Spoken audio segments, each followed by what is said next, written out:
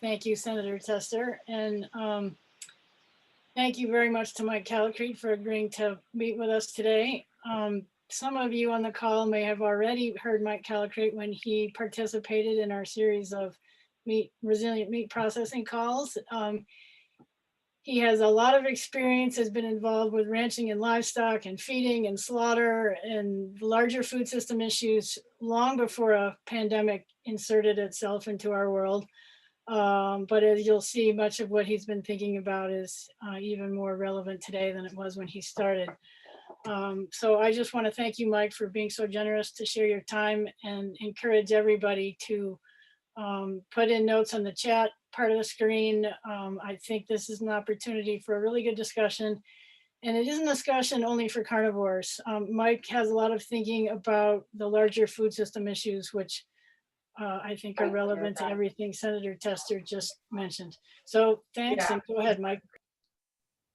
Thank you, Becky. I appreciate the opportunity to be here today, and it was a great start to listen to Senator Tester, who's one of our major supporters in Washington for family farm agriculture.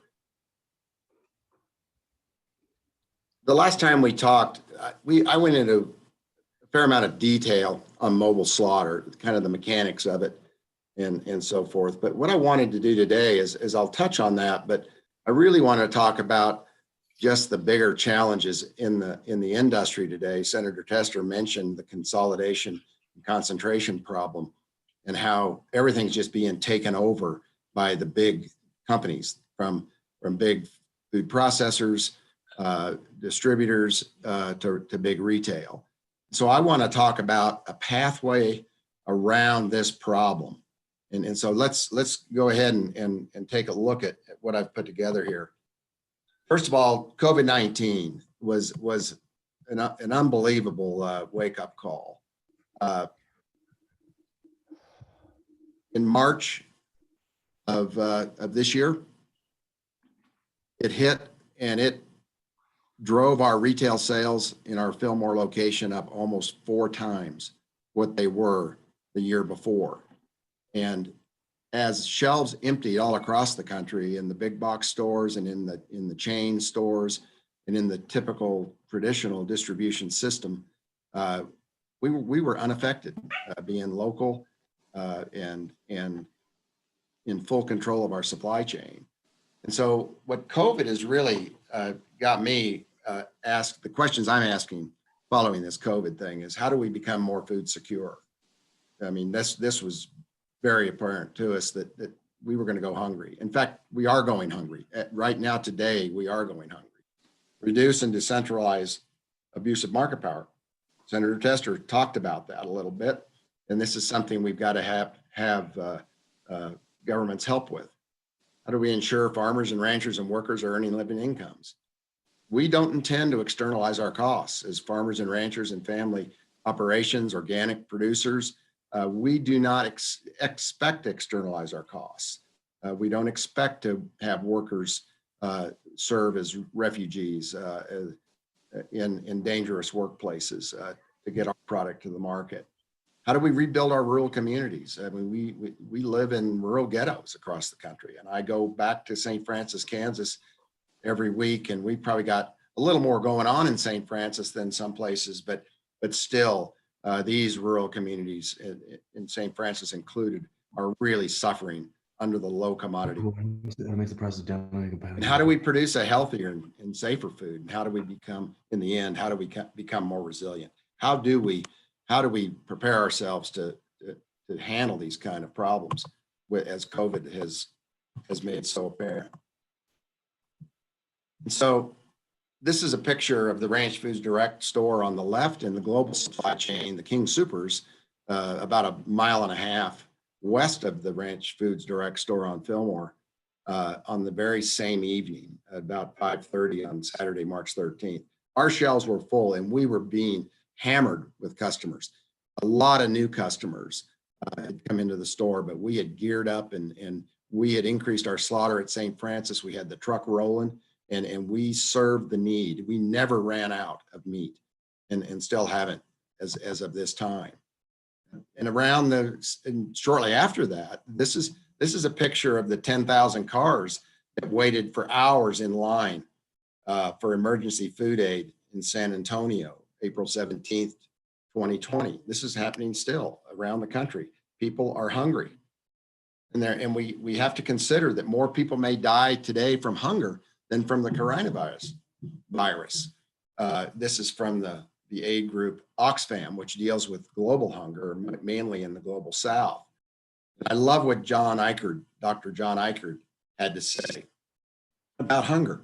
He said, first, we must recognize that hunger is a market failure. A market failure is a situation in which rational individual market decisions fail to produce results that serve the common interest of society.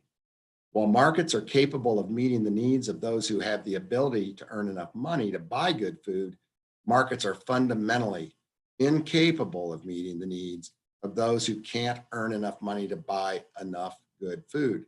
Hunger is a market failure, and thus government programs or public assistance of some kind is a requisite for food security. And we think about the concentration and consolidation and the concentration of wealth in the hands of a few. And you're looking at a lot more people who can't afford to buy food, who can't afford to pay rent, and particularly without a job during COVID. But otherwise, we're still hungry. We still have a major hunger problem in the United States. And I think it's a complete result of the industrial model of agriculture that we've adopted in the concentration of power and wealth. 59 people today have more wealth than 50% of Americans. That is unacceptable. We have too much wealth being drained out of our economy through the abusive market power of a handful of companies. So Family Farm Action Alliance, they've been doing some terrifically good work around concentration consolidation, work on new food system development. Joe Maxwell, Angela Hubbard, doing some great leadership in that group. And they define the problem as this. Today, a handful of multinational monopoly corporations control our food and agricultural system.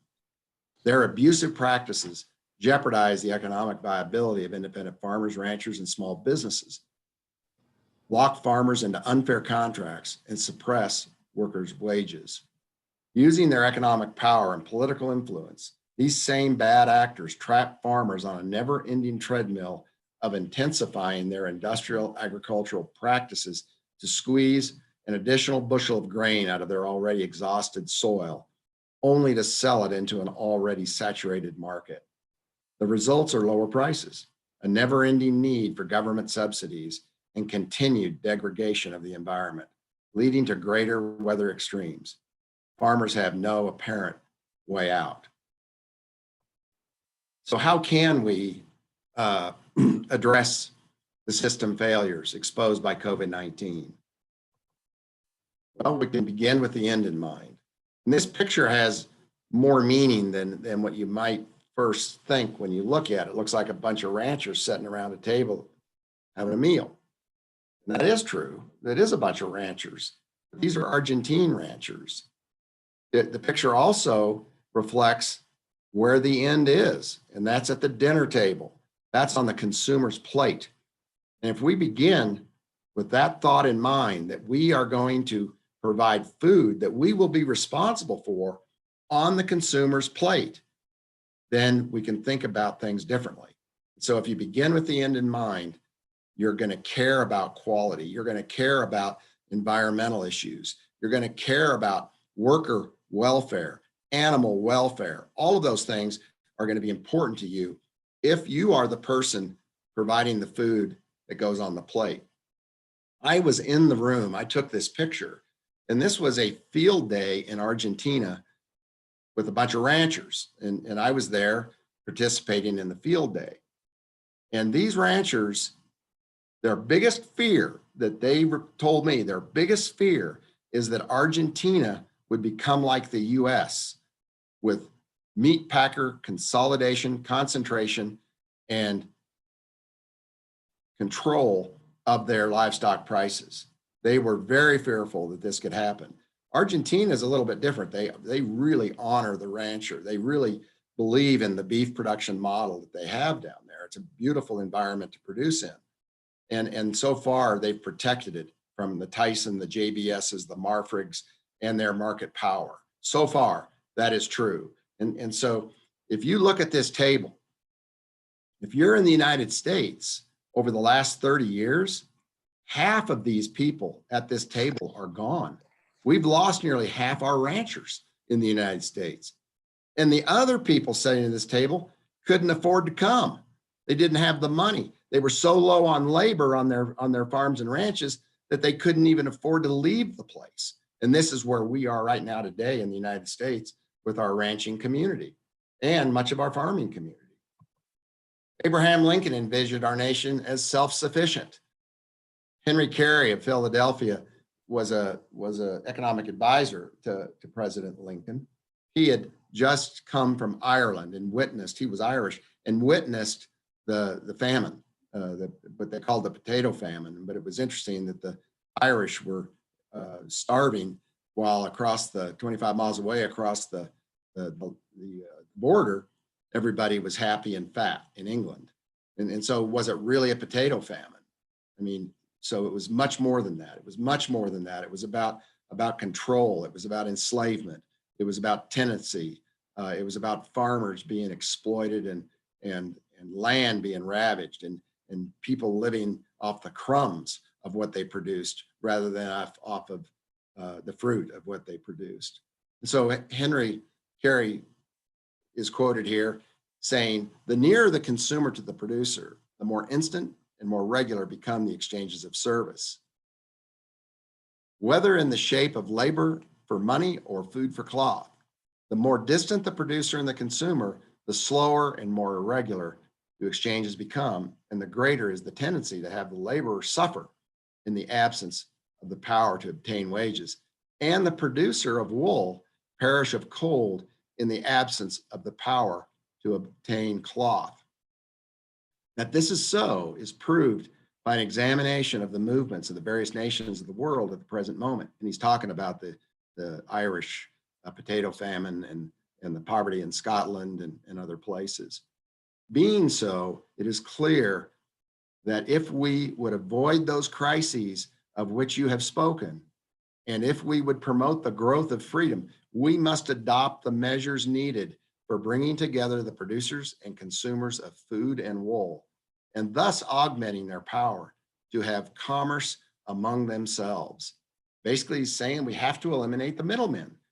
We have to eliminate the East India Company and their relationship with the crown. That was the whole reason we declared our independence as a nation, is to get rid of those greedy middlemen that were stealing our production and leaving us as tenant farmers under the control of landlords. And this is exactly where we have returned today, fully returned today, when you think about tenant farmers working for landlords. And this is most common across our country today, that is so, that we don't own the land in many cases, and we are simply working it for a landlord. In which case, do you really care about soil health? Do you really care about building soil health for the long term for your grandchildren and your great-grandchildren? Probably not. So I got crossways with the big meat packers back in the late 90s when I sued IBP for anti-competitive practices based on the Packers and Stockyards Act. And by the winter of 1998, I had been blackballed. I could not sell my cattle anymore. I had 14,000 cattle in a 12,000 head feedlot, and I was unable to sell anything. And so I got a hold of the Secretary of Agriculture at the time, was Dan Glickman, and I said, "Dan, why don't you enforce the Packers and Stockyards Act, and I wouldn't have to worry about being blackballed and not having a market for my cattle?" His answer to me was, "You know, Mike, in this modern day of globalization, we need big companies that can do business globally. So now you understand where the USDA stands on global agriculture and our part in a global agriculture. And they don't intend at all to enforce these antitrust laws that would protect markets, open and competitive markets for family farmers and ranchers. And of course, under the Trump administration, you saw them basically shut down the Packers and Stockyards Agency, throwing it over into the Ag Marketing Service, where it has now been forgotten, and they have absolutely no intention of enforcing fair market rules.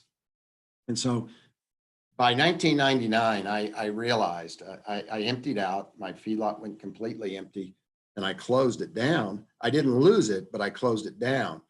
But I got to thinking, you know, we can litigate, we can legislate, but what about building an alternative? You know, trying to stay positive minded, trying to do things that can create some opportunity, you know, that sort of that entrepreneurial approach. What can we do to get around this broken system? So I decided to start Ranch Foods Direct. And by 2000, by June of 2000, I had cattle ready to sell as meat direct to the consumer. And I was using a little slaughterhouse in Colorado Springs by the name of GNC Packing Company. They were doing my slaughter and my processing. And then I was selling bundles, basically, direct to consumers.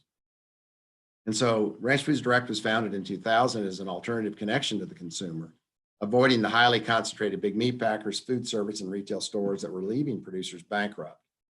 Corporate-controlled industrial factory production was replacing family farms and ranches, leaving rural communities in serious economic, environmental, and social decline. This worked okay when I first started, and the local food movement was building. It was exciting. Even schools, we had 5 school districts in Colorado using our ground beef. Chipotle, we were in 23 Chipotles with a sliced steak product. We were in Colorado College. They were doing about $600,000 a year with Ranch Foods Direct, and we were supplying most of their meat needs. And then all of a sudden, it disappeared.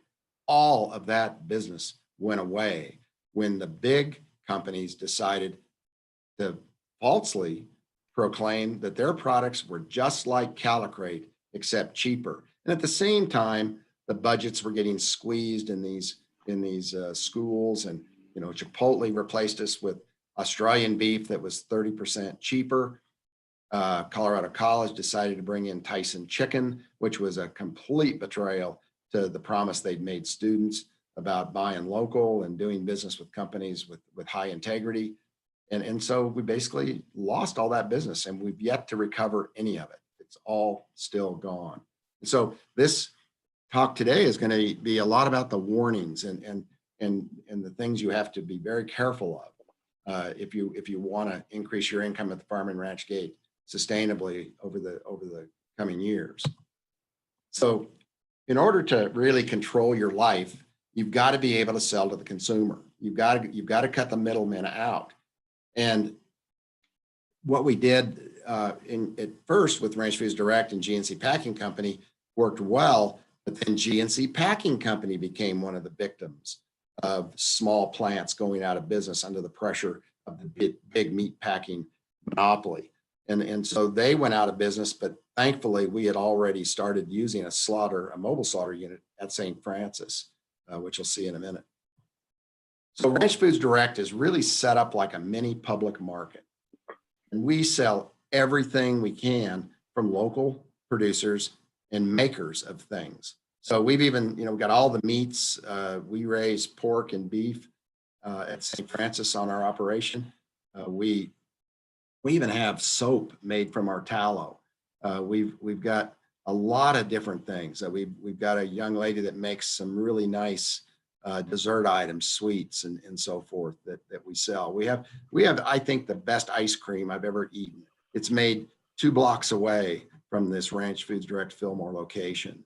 A local bread maker using organic grains. It's sourdough bread. So we have a full line of pet food. So we do everything that we can to support the local economy, keeping the money as local as we can. So what is the opportunity? What's the financial opportunity in selling a beef animal direct? So let's look at this set of figures. So selling direct to the consumer as of October 20th, well, actually that's the last time USDA reported their retail value. But as of this week, actually on Monday, the selling direct opportunity for us as cattle producers, based upon the average retail finished weight. I mean, I'm taking heifers and steers and I'm using a lighter weight than what it currently is, but it's more in line with what it's been over the years. And that's 1,350 pound animal. So obviously this is not going to be a grass-fed, grass-finished animal probably, and is very likely going to be something raised on grass and finished on some grain and hay forage. So 1,350 pounds. So what I'm doing is I want to use this heavier weight just to show what the meat packers are making and the retailers are sharing with the meat packers. And so 1,350 pound animal will yield a carcass at 63% at 850 pounds. Retail meat yield is going to be 47% if it's bone in. If it's boneless, it'll be 42% on average. So that's 635 pounds of meat. And if we take the 635 pounds of meat times USDA's reported retail scanner price at $6.34 a pound, we end up with an animal value of $4,026. Understand that the retail value that's typical at the big box store is not the higher end of our meat. It's not the prime. It's not what is exported to Japan and Korea. It's not the high end product, and none of it is value added. So it is just regular fresh beef. Now let's start subtracting our costs. Let's use a slaughter fee of $125, processing fee of 85 cents, standard bone-in cut on an 850 pound carcass is $7.22. Carcass freight to the cut plant is $30. Box charge, depending on how big the animal is and how many boxes you need, let's just say it's going to be $40. Call it packaging and box charge. And then, so the total income after processing is $3,109. Now, there are people that are looking right now at that $125 kill fee and that $7.22 processing fee, and they are working that into their performance and as to what they could do if they bought a mobile unit and perhaps bought a modular type processing facility. And the numbers look really good if you can maintain the volume through the system. And so the 125 and the 722 basically is what the retailer or the big meat packer is doing right now, and what the retailer is doing. So those are the dollars that are available to us to get to the marketplace with our product. So the return to the producer after deducting the processing is $3,109. That's $2.30 a pound compared to the local or the current cash price of $1.09. And it's no secret that the big meat packers are making a fortune, an unbelievable fortune. I mean, was it JBS's profit was up 778%. Tyson's profits is skyrocketed. Cargill doesn't even want to report theirs. I think they're so embarrassed over him. But the big packers are making a lot of money, but it's not as much as the big retailers are making. And when I talk about, the big retailers that,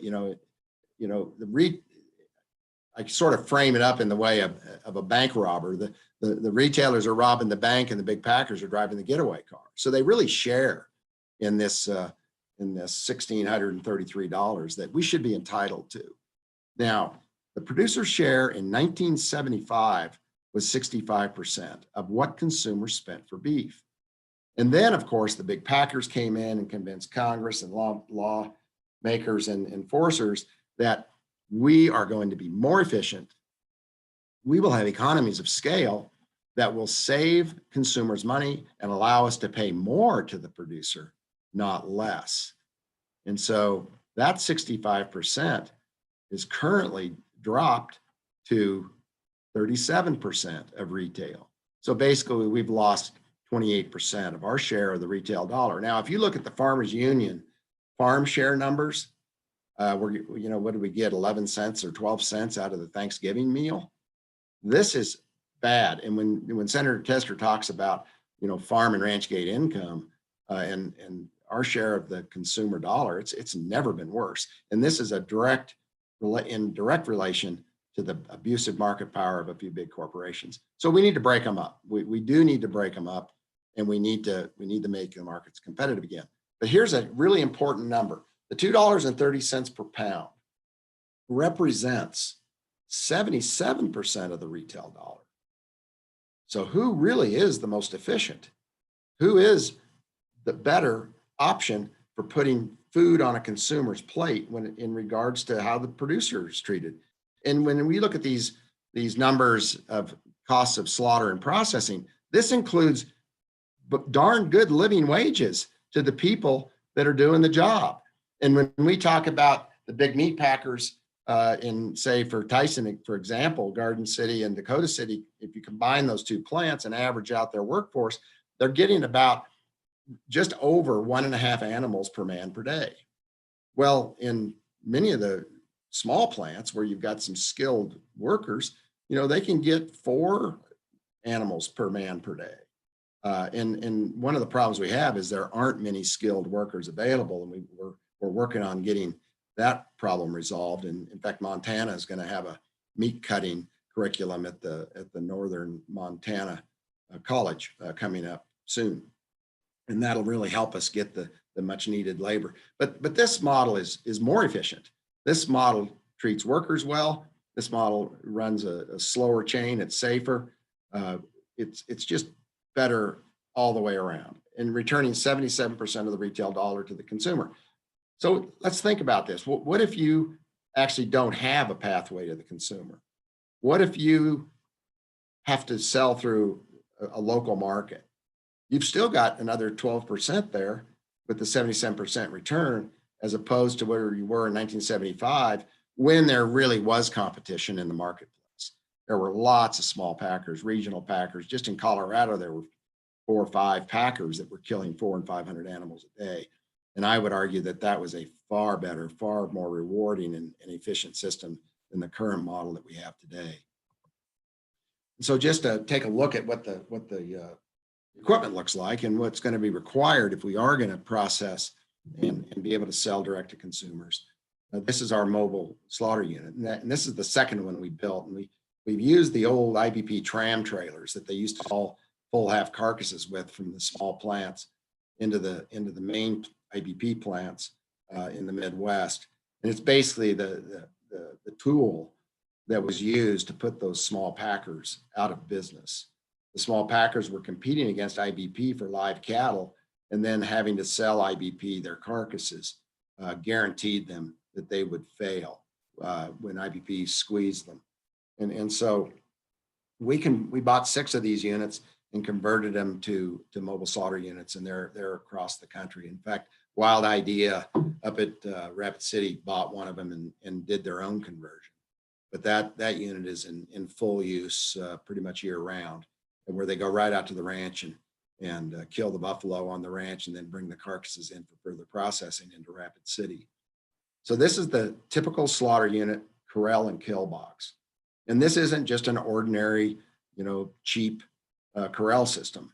This is the same corral that the bull riding, the PBR uses, their portable system that they haul around the country. And so it's very durable. The animals aren't going to be jumping out of it. They handle very well in it. And one of the things we've really got to watch carefully is humane treatment. USDA's got strict guidelines on humane treatment. We've got to be able to hold the animal sufficiently to be able to get a humane kill on the animal. And so, you're spending some money on some quality equipment, including a corral and a kill box. So that we're figuring around $350,000 just for this part of the system. So this doesn't include any of the value added carcass processing, retail type work that we have to do to be able to sell to the consumer. So what if expensive harvesting equipment for grains could be avoided, and instead more diversified operations where land could be used for livestock and livestock forage? What if outside inputs were mostly eliminated? We're talking about regenerative agriculture now, sort of that Gabe Brown model. How could this improve net income, soil health, animal welfare, and community well-being with the additional income it would provide? What if a market to the end consumer did exist? What if you did have access to sell to the end consumer? What if life on the farm and ranch could be profitable and enjoyable? Would the kids want to return and take over someday? Right now, not many kids are too interested. How does the cost of livestock harvesting equipment compare to the cost of other methods of harvesting farm production? Here's a John Deere combine. Let's compare the cost. Most new John Deere combines are priced from $380,000 to $480,000.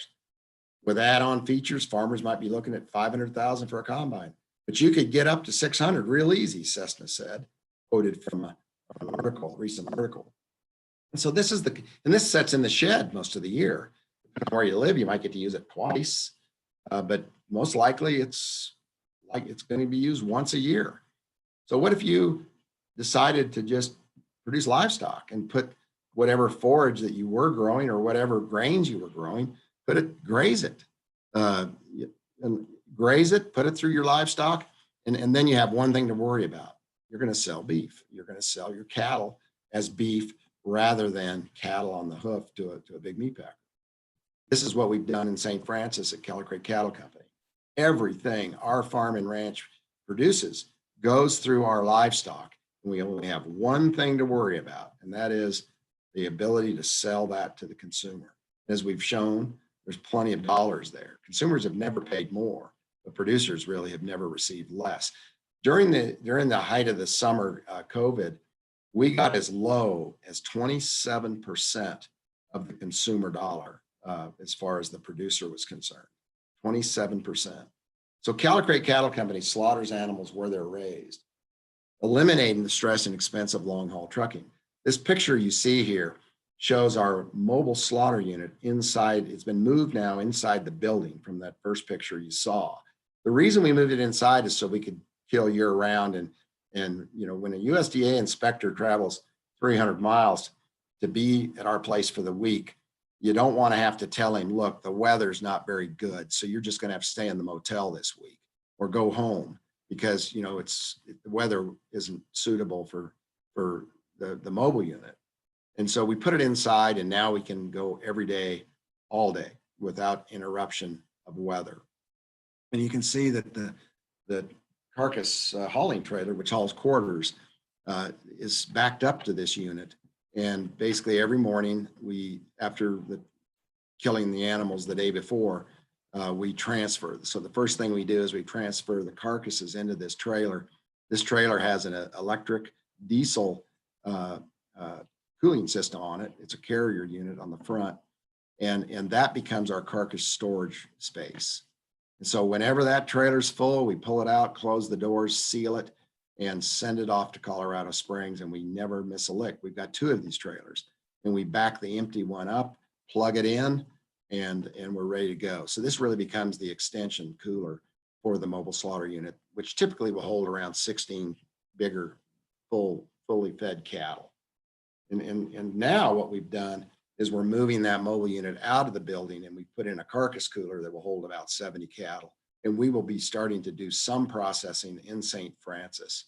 So this has been a transition over 6 or 7 years. First, we had to have the confidence that we could support this kind of a model with our business.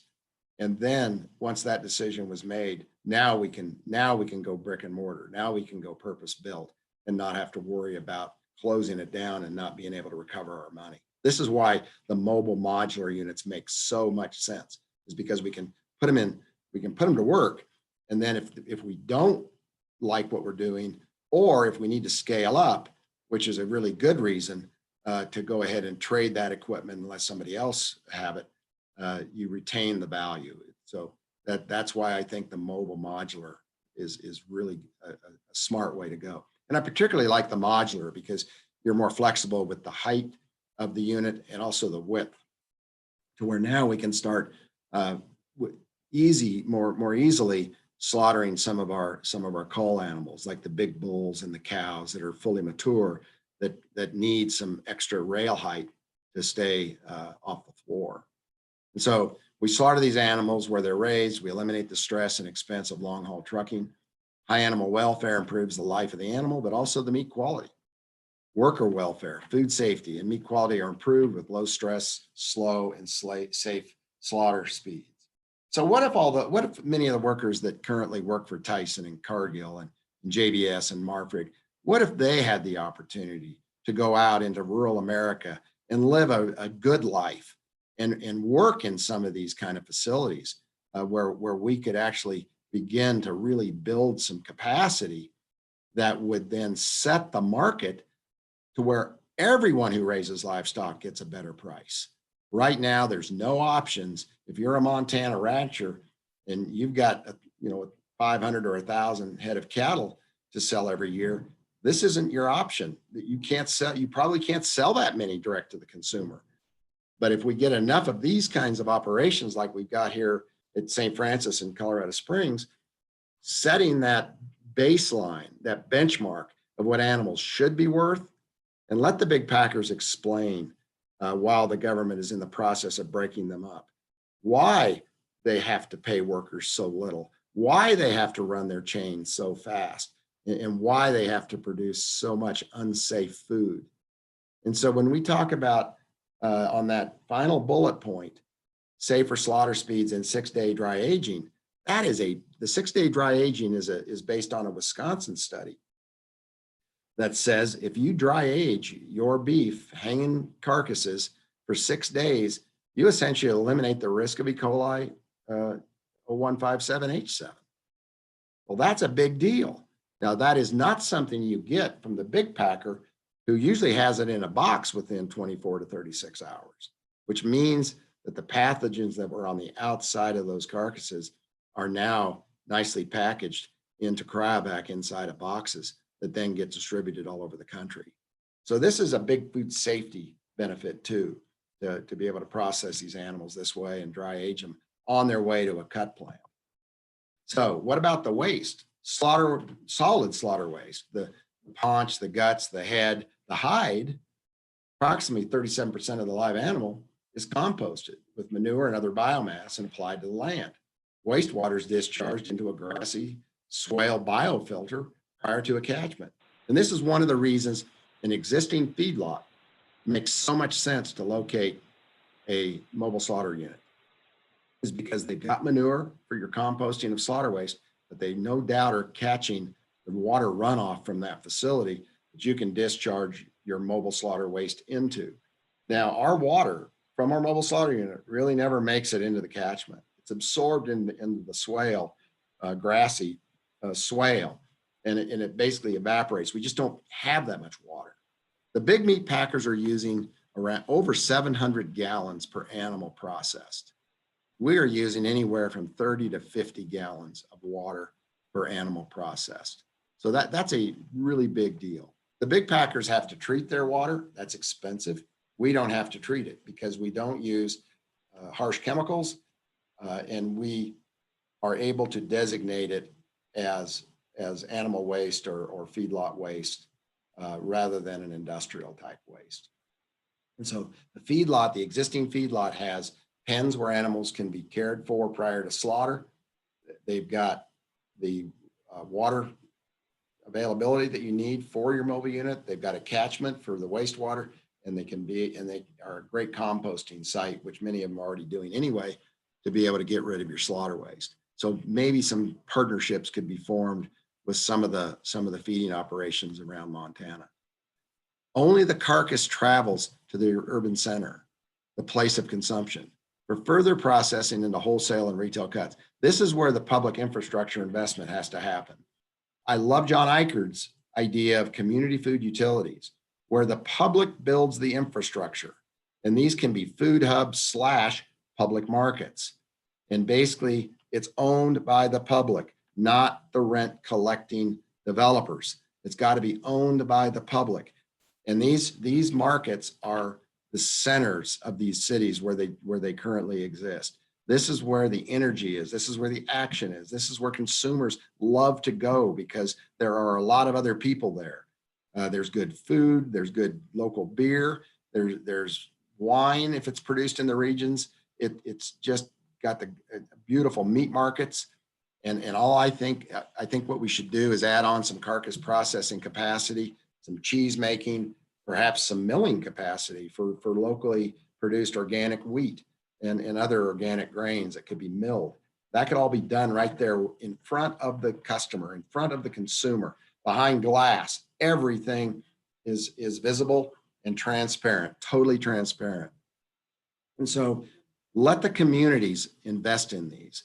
Get your city councils to embrace it and to bring that affordable, safe, and dependable, nutritious food back into those communities, and watch the hunger problem disappear as much as we possibly can. I think we can address much of this hunger problem, and of course, you're going to address the economic issues of draining over $1,600 a head off of your cattle producers' income under the current system.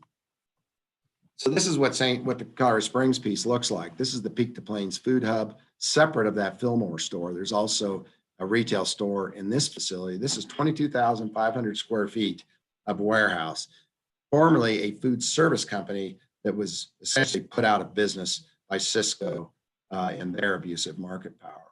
And we ended up buying this building and converting it to a processing facility / food hub.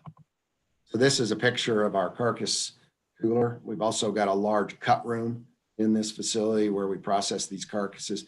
We cut about half of the volume for the Callicrate Cattle Company and Ranch Foods Direct, and the other half of our volume is for other people who raise livestock and want it cut into saleable cuts, and they distribute from there. So the Colorado Springs facility provides space for meat processing, value-added food production, and distribution of foods from the region. We also have a kitchen in this space where the Mountain Pie Company makes a really high quality meat pie, and where we are able to process our tallow, beef tallow, and where we do rendered pork fat, broth.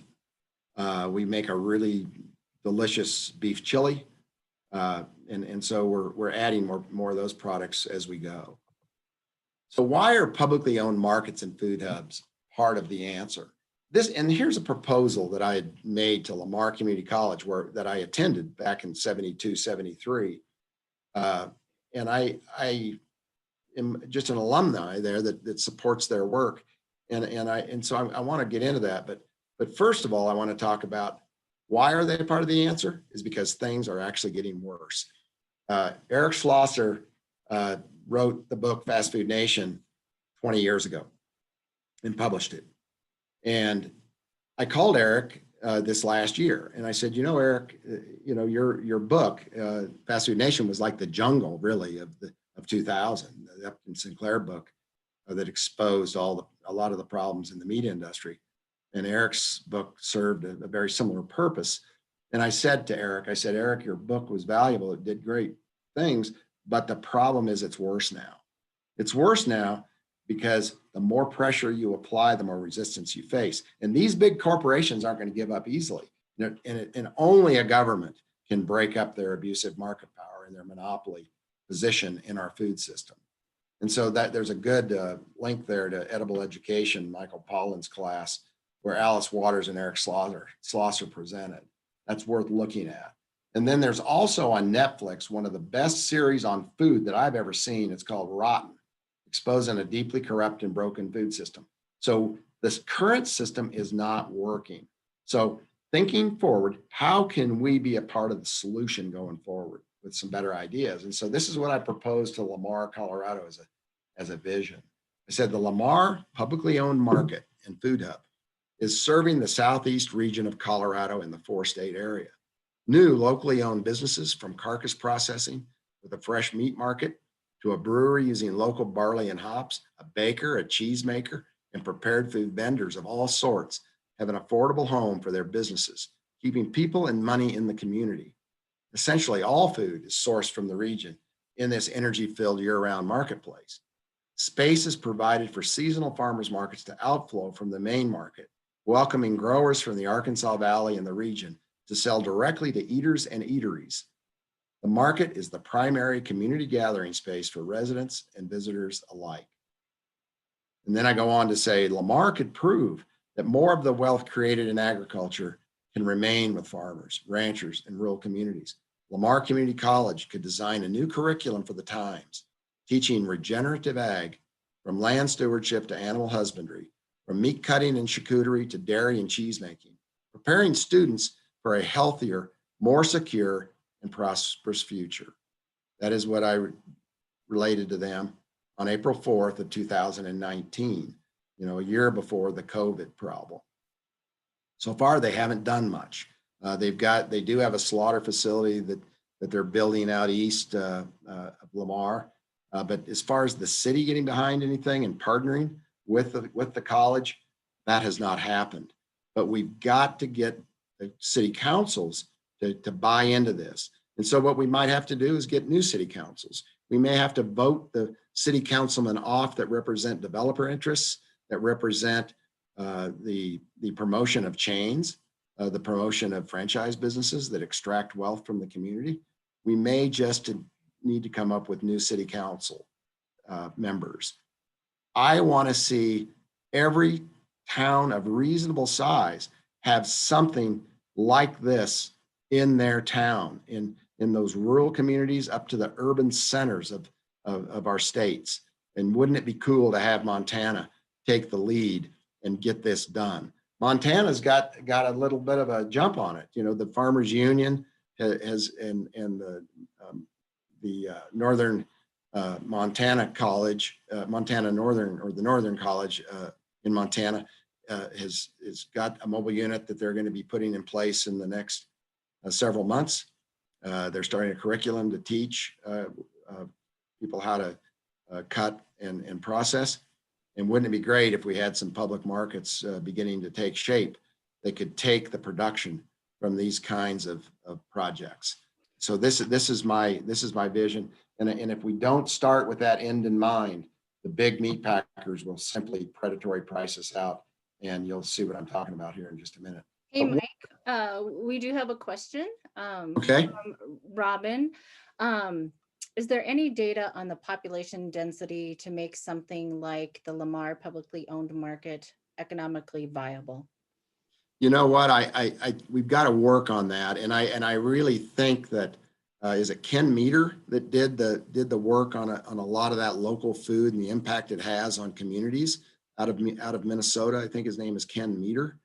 We can look at that, but what I'm talking about is building it, sizing it appropriately to the community, and depending on how much the community supports it, that's going to have a bigger impact than just the population count.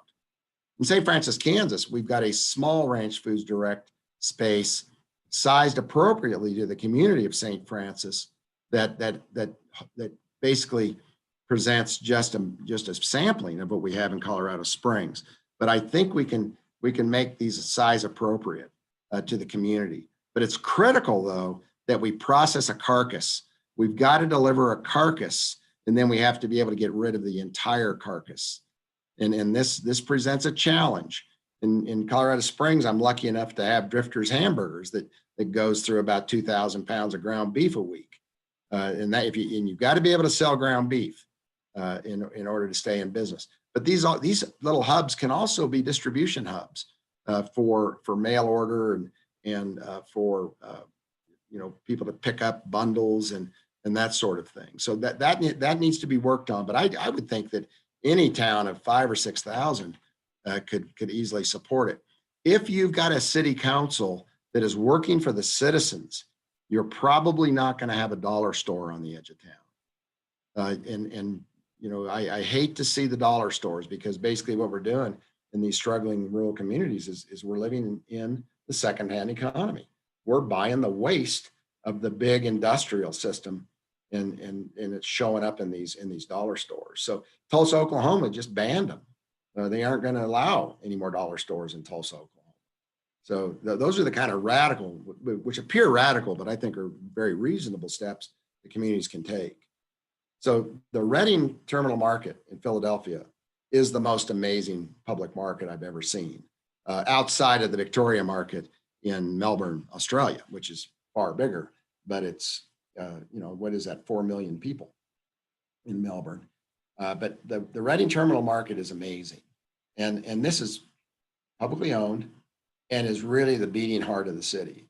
So as Henry Carey said, how do we bring together the producers and consumers of food? You do it in public markets and public spaces.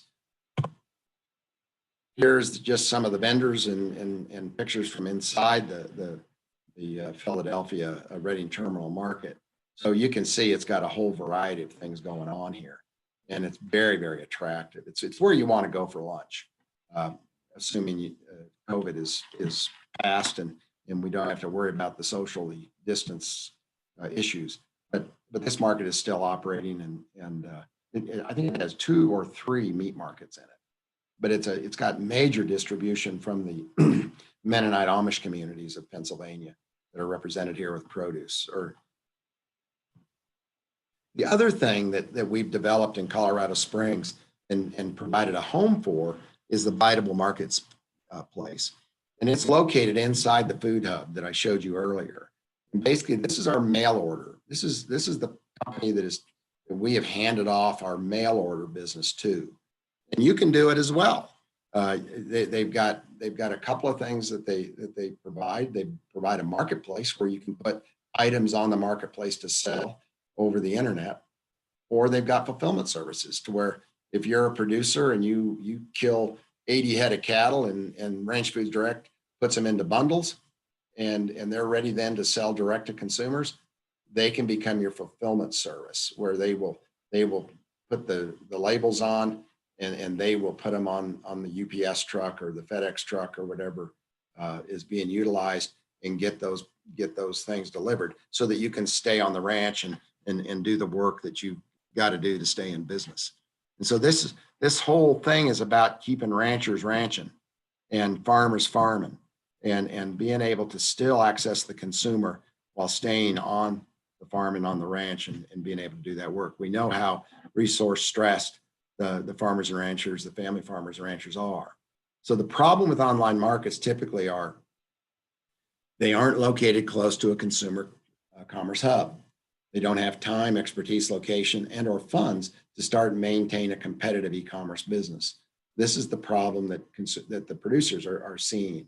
So I'm very excited this Biteable Marketplace is going into year 2 now, and they've done a really great job of providing us with that internet presence, which COVID has just exploded.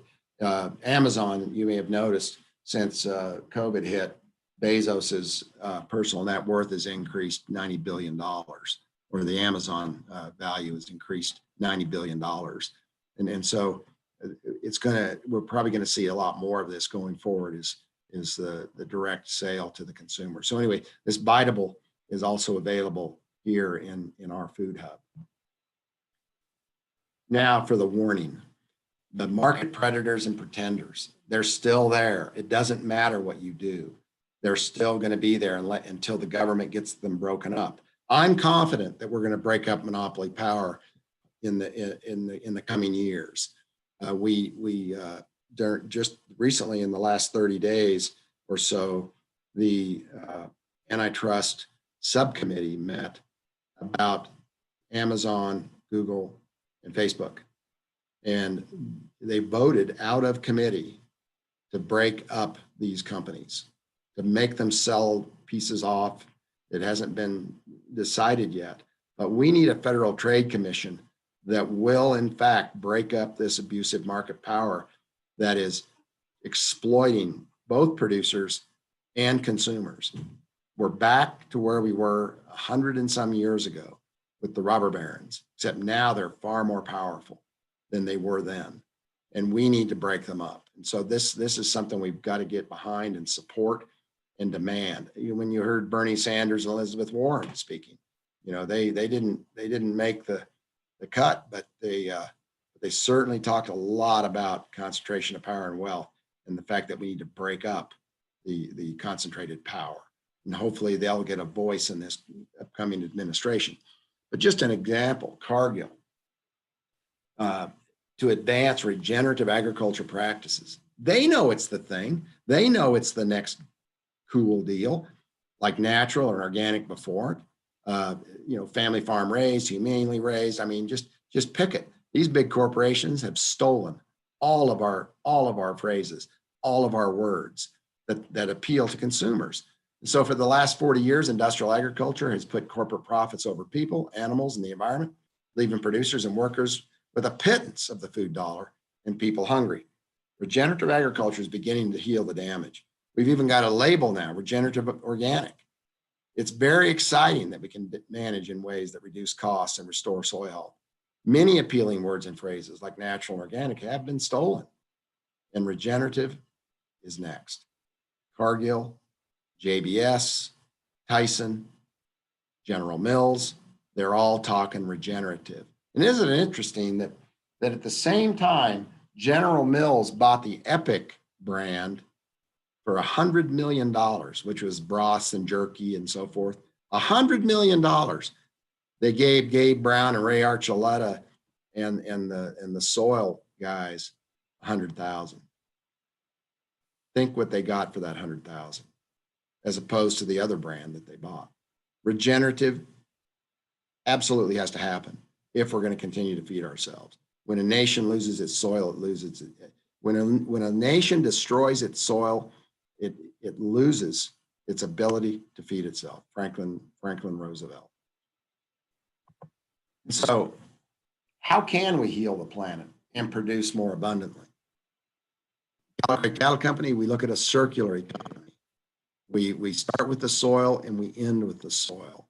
And that's opposed to the linear economy of big agribusiness and big retail today, who simply, it's a one-way direction from your soil into their bank account.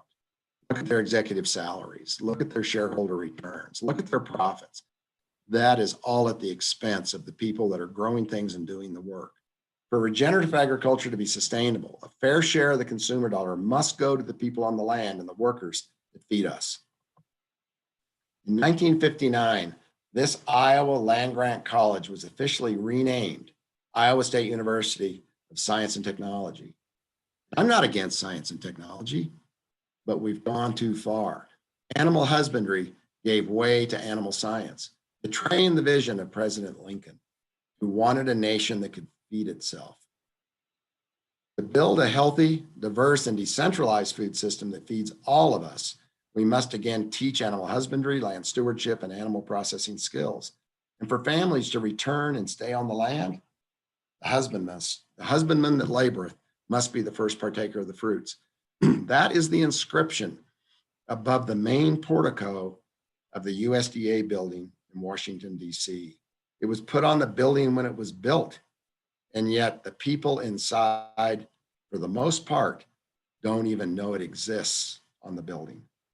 So today, the husbandman gets the crumbs and the waste, and the big guys in the middle, the big meat packers, the big food service companies, the big retailers are harvesting the fruits. So St. Paul was right. The husbandman that laboreth is entitled to be the first partaker of the fruits, and we should be working towards that end. If we can't continue, if we're not profitable, and if the job isn't enjoyable, our kids are not going to want to come back. This is a picture of my daughter-in-law Janice and my grandson Wilson sitting in front of a set of Wagyu heifers that we're feeding for Ranch Foods Direct. So that's it.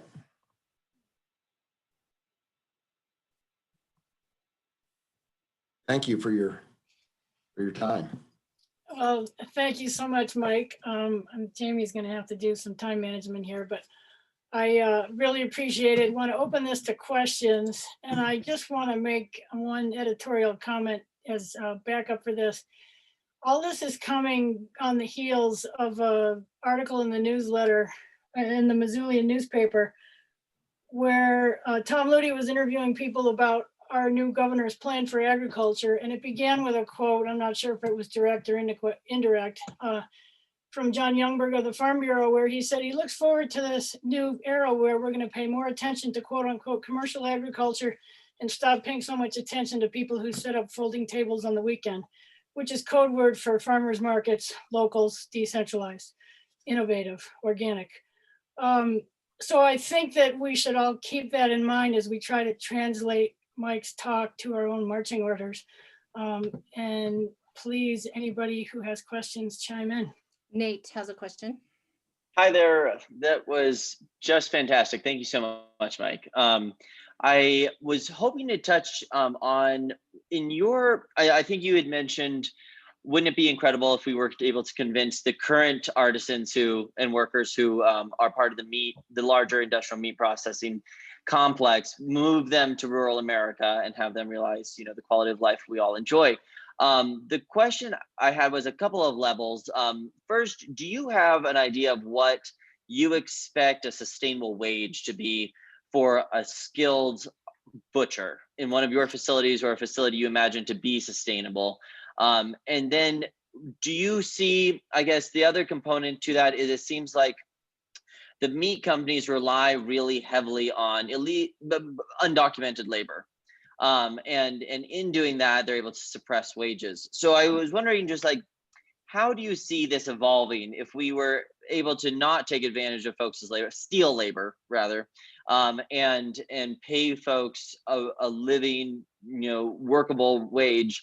Do you at all have any specifics in mind of what that wage looks like, or how you go about determining that wage?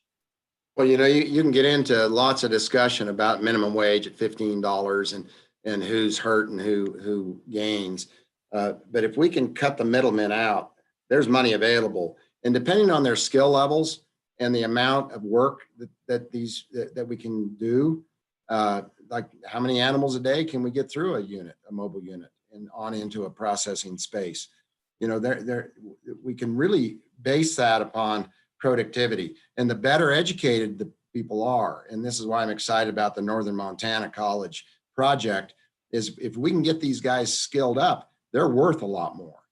And so, I don't see any problem with the $15 minimum wage, but you also have to look at the opportunity of moving into a rural community. I mean, you can buy a house in St. Francis, Kansas for what a new Ford pickup costs.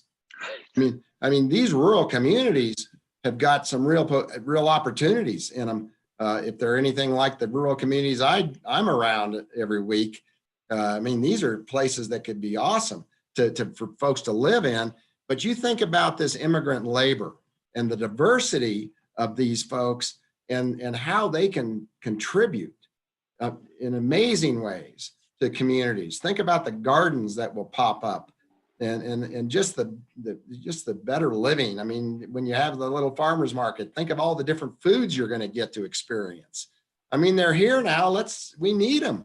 We need them desperately. We need them desperately where they're at, but they could live better, and we could all live better if they were given opportunities other than the fast chain at a Tyson plant. And just one follow-up to that, kind of big picture. Do you think Tyson and the other larger packers would even be profitable if they didn't steal wages? If they had to pay living wages? No, if you made Tyson and those guys internalize the costs that they externalize, first of all, they steal the animal. Yep. Secondly, they don't pay a living wage. Thirdly, as these small plants have been shut down because of their predatory practices, we are now shipping these animals much further distances to slaughter. And so we've got cattle in Dakotas traveling 600 miles to a slaughterhouse. Mm-hmm. Now, let the packer pay that bill. And of course, the shrink on the animal, let the packer stand that, which they don't when they buy them hanging on the rail. So there is all kinds of costs. How about the environmental costs? That let them pay for the environmental costs of all the Roundup that's put on acres all across the country to grow their grain, that they feed those livestock at the below cost of production. Let them pay the subsidies that they get the benefit from when farmers have to be paid subsidies to stay in business. So big agribusiness and the big feeding companies can have the cheap grain that they use. Make them pay the cost of production plus a profit to a farmer for the grain and see how their profits disappear. Make them work at a reasonable wage. I mean, is it really reasonable that Smithfield's Chinese CEO made $270 million last year? Right. Take that away from them and see how they get along. In your circles, do you see any legislative mechanisms that you think we as sort of an organization can be tapping into? I know cool has always seemed to be a go-to, but I think it's actually a little bit of we're a little bit past it now that it's so much worse than just country of origin labeling. Well, that's a fact, Nate. That's a fact. And I'll tell you where we got to start, I think, is the Booker-Warren bill. Okay. Boy, that's a good one. I mean, that hits on a lot of areas. There's some really good market stuff in that bill. There's some diversity stuff in that bill. The Black farmers need justice. That's a great place to start. But once we get a little support for the Booker-Warren view of the world, then we can start moving things forward. And I just hope and pray that those Georgia elections go to the Democrats, because now we could potentially have a Senate that we could work with. I hear ya. Right now, Well, the Senate is fully employed at better than a living wage by big agribusiness in Wall Street. mm-hmm. That's We have a question that will take the discussion international. This is from Dan in Australia. And his question, I'll just read his statement. You may not agree with my premise. I see decentralized regenerative agriculture as the future. Being decentralized, though, we struggle to attract capital and innovation. There is no Silicon Valley startup community beating down our doors to solve problems. How do we attract capital and innovation from outside our space? Okay, this is where you click on that link to the community food utilities. This is where we need the public to step up, and not venture capital. Venture capital always wants unreasonable returns with unreasonable expectations, and that is not money that you can pay back and not money that you can live with. And so I think we've got to involve the public. If you can generate more income per animal produced or acre farmed or whatever, you can go out and get your capital from the bank, especially if there's some government programs that support that. But I think the worst thing that we can do is try to attract capital into a model that is unworkable, that doesn't begin with the end in mind, that doesn't sell to the end consumer. If all you were going to do is get into business today to sell to a big retailer, whether here or in Australia, you're going broke. And so you don't want to attract that capital. And I'm just saying the capital can be there, but I think it needs to come from infrastructure investments. And then if you need money on your farm to buy a mobile unit or to partner on one perhaps with a bunch of neighbors, do it as a docking station. So it's parked on your place because you have a great set of corrals and some feed bunks and you can take care of animals, then go that way. But we've got to build out this infrastructure. We can't just all go by thinking from a decentralization perspective. We can't just go buy stuff and start processing and not have that market in place. If we have the market in place, the profitability will be there. But we've got to be very cautious not to encourage a lot of just entrepreneurs from the city with some extra cash to come in and build this for us, because they're going to be there. I just think their expectations are going to be unreasonable. Their demands for profit are going to be unreasonable. And what we want to keep in mind is, how do we pay our workers more? How do we make them more comfortable in their communities? And how do we pay, of course, the farmer and rancher a fair price? And so if you've got capital that is demanding, the venture capital type of things, the Silicon Valley type capital, that is the last thing you want. You do not want those people involved in your business. Yeah, with those recommendations in mind, I just want to note to everybody that this morning we had a session. I think the title was Seeking Profitability in Farming, but it was really about this topic of impact investors and socially responsible investors who are actively pursuing people in Montana right now with precisely these concerns in mind. So I encourage you to go back and look at that YouTube video. In fact, we may not be Silicon Valley, but there is an extraordinary amount of wealth in Montana, increasingly people who are interested in the values that Mike is expressing. And I think we should actively try to work with that contingent of people. But I also think that we have to keep in mind, many of you may have read this book, Winners Take All by Anand Giridharadas, who's gotten a lot of publicity. Philanthropy and goodwill investment is an important bridge, but it is no replacement for a fair government and a fair system and fair prices. So we kind of have to learn to walk and chew gum at the same time and work on the monopoly issues and the innovation entrepreneurial pathways at the same time. And I really appreciate And I am that. not saying that an entity can't own the processing in the middle, but that entity has to be reasonable. And in that position of power, they can't exploit. And so if people are in it for the right reasons, if they're there to build community and to make a more fair and just economy, I welcome that capital. But I've got to be convinced before I would take their first dime that that is exactly what kind of investment it is. So one of the things I also wanted to mention, the folks that make what I think is the best equipment out there is Friesla out of Washington State. You know, we started out years ago thinking about how to design a mobile unit. Well, these guys have got, I don't know how many years, probably 20 or more years invested in building this equipment. And when I talk about the modular units, we've got modular and we got mobile, but these modular units are spectacular. They are really amazing. And they also make you fully available for a USDA grant of inspection. And that's something else we might want to hit on if we have time, is Montana has state inspection. We can work, we need to develop that state inspection more. And then, I would rather see USDA oversee the imports and exports of our nation, and states all across the country have their own state inspection using veterinarians, animal science graduates, vet techs, local folks to do inspection. And I think we'd have a much more workable system.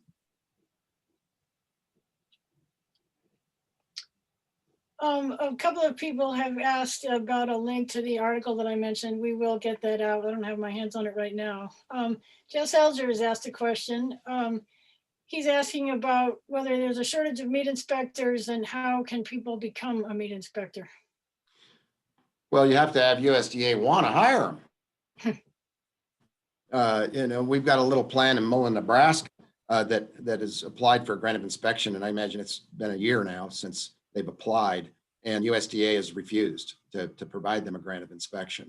And so, you know, I'm not saying you can't get a grant of inspection. This company hasn't been able to get it, but USDA is short on funds and resources, and their objective is to reduce the number of inspectors that they have on staff. And they've gone so far as to allow the big meat packers like JBS to inspect themselves. Now, this is the JBS that has got multiple felony counts, that bribed government inspectors and exported rotten meat into the United States. This is the same company that they are now allowing to self-inspect, reducing USDA inspection force in those plants. At the same time, plants like mine have a full-time inspector. Greg Gunthorpe in Indiana might have 3 inspectors in his pork and poultry facility every day during the week. And yet the big plants, they're reducing inspection. So I'm saying, I think it's my personal belief that we're better served by state inspection. And the best state inspection program that I know of is Dr. Dillon's program in Texas. And I can provide you that link to a webinar that he did that's very informative. I don't agree with the Prime Act where we don't have inspection. I think we have to have inspection, but it has to be affordable. It has to be, I think, provided by the state or the federal government, which USDA does, and it has to be less onerous than the current system we have today. Since you've referenced USDA policy issues, I have a question. We're in kind of a critical period now where we're waiting to hear President-elect Biden's nomination for USDA secretary. And I think for a variety of reasons, Montana may have disproportionate opportunity to influence that choice. I'm wondering, I have two questions. One, if you have an ideal person in mind or an optimum person in mind, but also if we have some opinions about it, do you have any recommendations for how we might get our opinions directly to the people in the transition team? You know, I just got a phone call yesterday afternoon from PJ of the Denver Post. I had submitted a letter to the Denver Post recommending Marcia Fudge, Representative Marcia Fudge, as our new Secretary of Agriculture. And I really like her as a choice because she will be more likely supportive of the family farm and the new decentralized food system model that we're talking about. Heitkamp is another one they talk a lot about, but Heitkamp is too close to Vilsack. Vilsack was the kiss of death for family farm agriculture. And look where he went to work when he left USDA, the Dairy Council at $1 million a year salary. Vilsack and Heitkamp both have supported industrial agriculture in the past. And I want to see a big change going forward. So we're thinking it's Fudge and Heitkamp might be the two lead options right now. And I would sure want to see Marcia Fudge would be my preference of the two. Well, thanks for that. That's interesting because I just completed a letter yesterday, basically reaching the same conclusion. And I sent it to the New York Times in response to the article they wrote about hunger policy the day before Thanksgiving. But I don't really know how I can get it to a person that matters at the New York Times. So if anybody has recommendations, let me know. But in the meantime, if anybody on this call is interested in seeing that letter, I would be happy to send it out because I feel like we need to figure out how to make our opinions known. You know, we talk about policy, national policy, which could accelerate our ideas forward so much faster. But what if none of it happens? What if we end up with just more of what we got going forward? If we have established these public markets, if we have established the food hub model in our cities that are of sufficient size, we honestly don't care because we're outside the system. So the people we have to convince are the city councils. We have to convince people to provide the real estate that we need to get this job done. And then it doesn't matter. Like Ranch Foods Direct, we sell direct to the consumer. John Tyson is not standing at the door of our retail store saying, hey, I got the same thing except cheaper. And so if we can do this, this is my safety space is being able to sell direct to the consumer. If I had to ever again sell to a big meat packer, I would get out of this business so fast that you couldn't blink that fast. It simply is a fool's game. We need new leadership. We need new policy. And I'm just hoping and praying we're going to get it. And I think if we put enough pressure on and get organized enough, like Senator Tester said, we can get it done. But you got to know that most of the people that represent us in Washington work for Wall Street. They work for big agribusiness. And it doesn't matter if they're Democrat or Republican. And this is why I want to see some new leadership in the Democrat Party, particularly, and hopefully the Republican Party too, that supports competitive markets. Well, with that call to action in mind, both on the ground and in policy, I just want to note that Walter Schweitzer sent a comment in and just want to repeat the notice that he's been putting out. They, the cooperative that they're forming in Havre in connection with the college is seeking additional partners for the co-op that they're setting up. This is what Mike referred to earlier with a mobile plant and collaborating with existing Montana butchers. So anybody on this call can put the word out that they're looking for new partners, and Walter can provide more details on that. Hey, mentioning Walter, can I add one more thing? Please do. Walter makes me think about what are we going to do with our hides? Why are we throwing our hides away? Literally composting our hides and spreading them on our fields. Did we stop wearing shoes? Did we stop using leather in our car seats? their hides are zero value. In fact, they're a negative value because you have to compost them. And I'm saying, what if, and so the point is, in my calculation, as far as the return to the producer and to the processor in the middle, if you own the mobile and cut operation, I put in zero value for the offal. I'm talking about the hide, the head, the heart, liver, tongue and tail. What if the Farmers Union and their Farmers Union enterprises put together a hide processing company? That could be awesome. 20 years ago, when I started in this business, I was getting $75 for a hide. We get zero today. Big packers, though, they're gonna be running probably $125 a hide income. They could literally make their living just off the drop credits and give the meat away. Thanks. That's all I have. Dog food production along with hide processing. Yeah, see, they're already in the pet food production. Mhm. So let's do some hides and brand it to where the consumer, wants to buy that product made with that leather. So we're at an hour and a half. Thank you, Mike, for starting this robust discussion, and I'm willing to stick around if people would like to.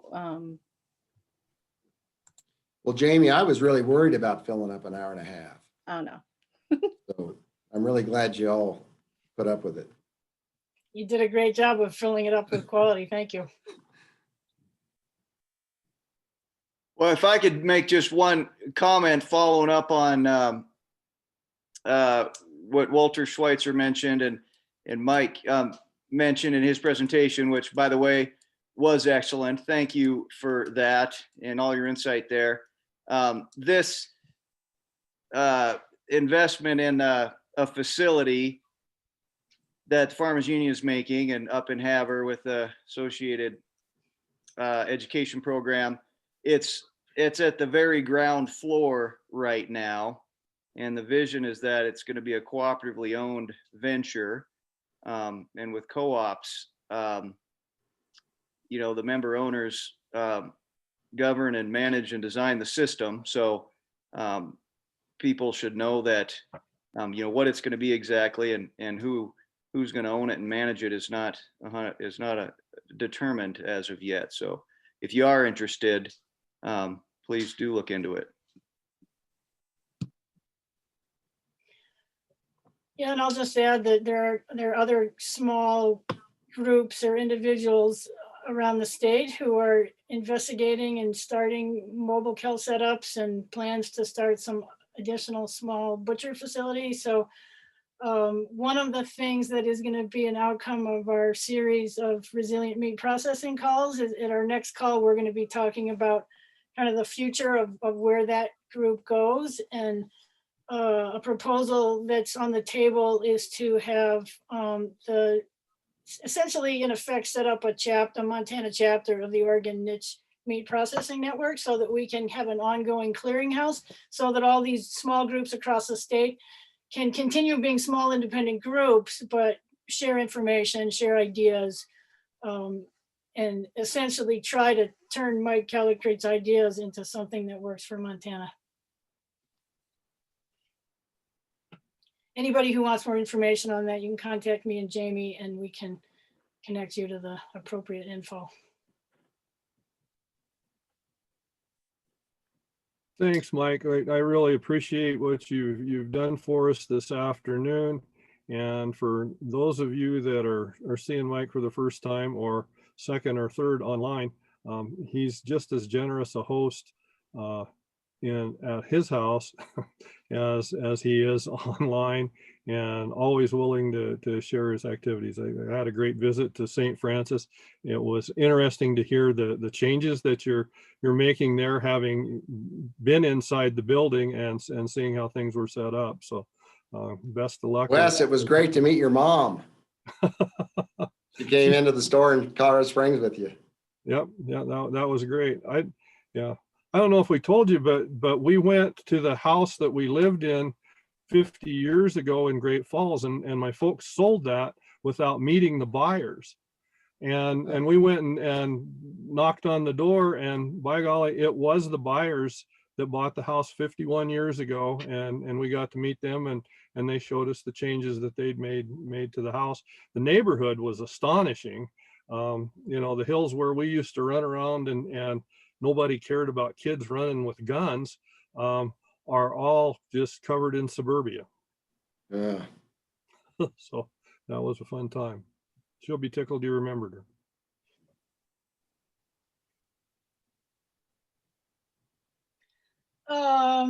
Somebody else inserted a question here, which I just noticed from Jennifer.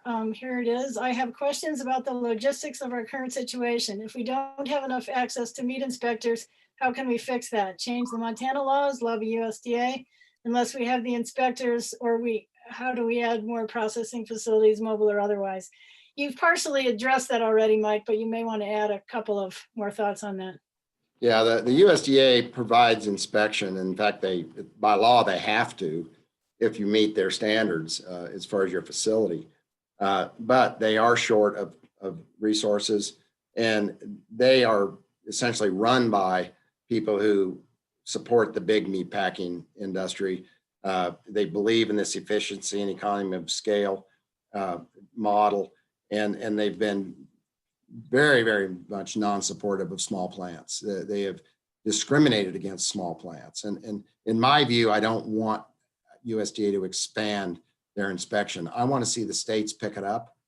And when you think about the state investing in inspection, and just in the model that I presented today, with $1,600 more going back to the farm and ranch gate for every beef animal produced, think about how that pays for itself in the economic benefit to the state. So it's not what it costs the state to provide inspection, it's the economic benefit from being able to keep more dollars at the farm and ranch gate and pay living wages to workers and all of that community development that can go along with it through public markets and value added and all of that. It's just, I mean, agriculture is where the basis of wealth creation exists. It's where we put a seed in the ground and we add water and sunshine, and as if in a continual miracle, as Benjamin Franklin would say, wealth is created.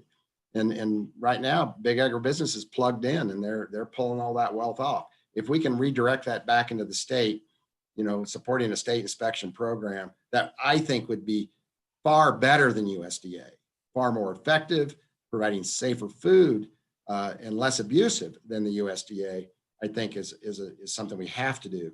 And then once we get like Montana fully up to speed with their state inspection program, then you just partner with Wyoming and all the surrounding states and open it up to cross-border trade. That can be done, and especially if we get the right Secretary of Agriculture with the right support from Congress, that can be done.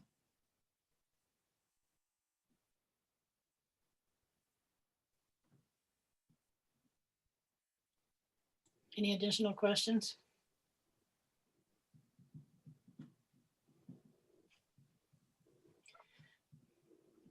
Well, this is invaluable. We could all go on for a few more hours, but that probably doesn't make sense.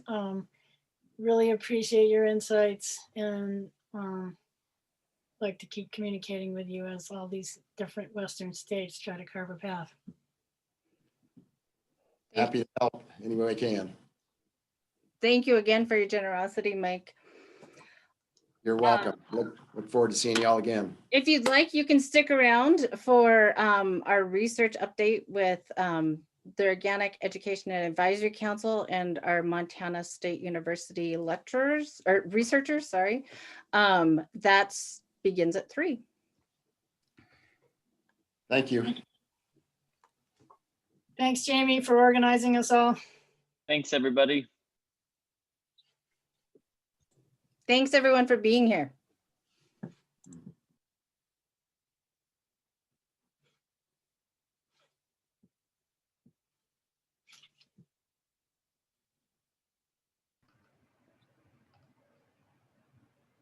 Hey, Jenny. Hey, Sam. We have to jump off this one, I guess, and get on the next That's fine. one. Yep, so I'm gonna just, so Dave